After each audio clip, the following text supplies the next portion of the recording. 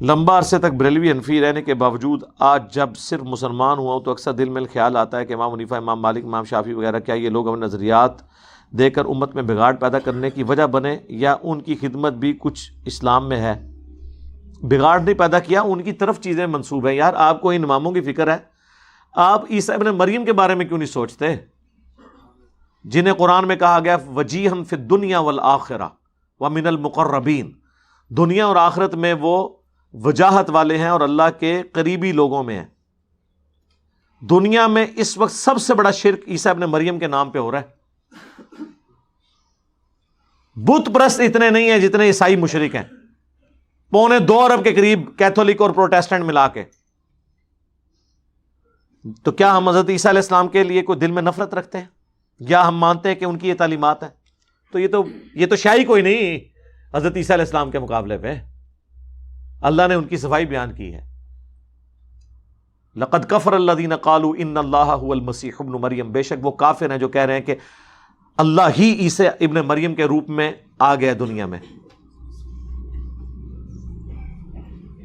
وقال المسیح، جبکہ مسیح تو خود کہا کرتے تھے یا بنی اسرائیل، اے اولاد یعقوب بنی اسرائیل، اعبدوا اللہ ربی و ربکم، عبادت کرو اس رب کی جو تمہارا بھی رب ہے اور میرا بھی۔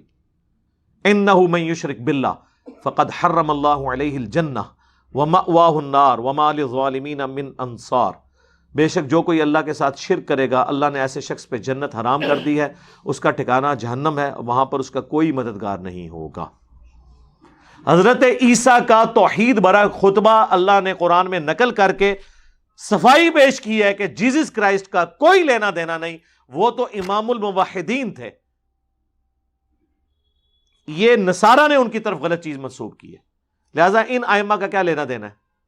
مسئلہ 197 میرا ریکارڈ ہے جس میں میں نے شاہ ولی اللہ دہلوی کی کتاب حجت اللہ البالغہ سے چاروں ائمہ کے اقوال بتائے ہیں کہ انہوں نے کہا کہ ہماری کوئی بات بھی کتاب و سنت کے خلاف ہو اسے چھوڑ دو، دین کو کتاب و سنت سے حاصل کرو، یہ ہمارے فتوے ہیں، صحیح بھی ہو سکتے ہیں اور غلط بھی۔ اور امام حنیفہ کو تو یہاں تک لکھا ہے کہ کسی کے لیے جائز نہیں کہ میرا کوئی فتویٰ ایسا بیان کرے جس کی دلیل اسے معلوم نہ ہو، صرف یہ کہہ کے کہ ابو حنیفہ کا فتویٰ ہے۔ امام حنیفہ تو یہ کہہ رہے ہیں، اور تقی عثمانی صاحب کے جو ابا جی تھے ان کے جو استاد ہیں شبیر احمد عثمانی صاحب جنہوں نے محمد علی جناح کا جنازہ پڑھایا تھا، وہ مفتی شفیع صاحب کے استاد بھی ہیں، انہی کی نسبت سے مفتی شفیع صاحب نے اپنے بیٹے کا نام تقی عثمانی رکھا، شبیر احمد عثمانی۔ وہ محمود الحسن دیوبندی کا جو ترجمہ ہے نا، اس کے وہ حاشیے میں وہ سورہ لقمان کی تفسیر میں لکھتے ہیں کہ قرآن میں تو آیا ہے کہ دودھ چھڑانے کی عمر جو ہے وہ بچے کی 2 سال ہے، لیکن امام حنیفہ کہتے ہیں 2.5 سال ہے۔ ہو سکتا ہے ان کے پاس بھی کوئی دلیل ہو، اور امام حنیفہ کیا فرما رہے ہیں کہ کسی کے لیے جائز نہیں ہے کہ اسے اگر میرے فتوے کی دلیل نہیں پتا تو وہ اس چیز کو آگے لے کے چلے۔ اور پھر دوسری بات، امام حنیفہ کے پاس کون سا الگ قرآن تھا جس میں 2.5 سال لکھی ہوئی تھی؟ قرآن کے خلاف بھی کوئی دلیل ہو؟ حدیثیں ہی تو اسی جان چھڑا لیندوں کہ ساڑیاں گواچ کی ہیں۔ قرآن تو 2 گتوں میں ہے نا، جو قرآن میں مسئلہ آ گیا ہوا ہے اس میں کون سی آپ نے روایتیں لے کے آنی ہیں جو قرآن کے خلاف ہوں گی؟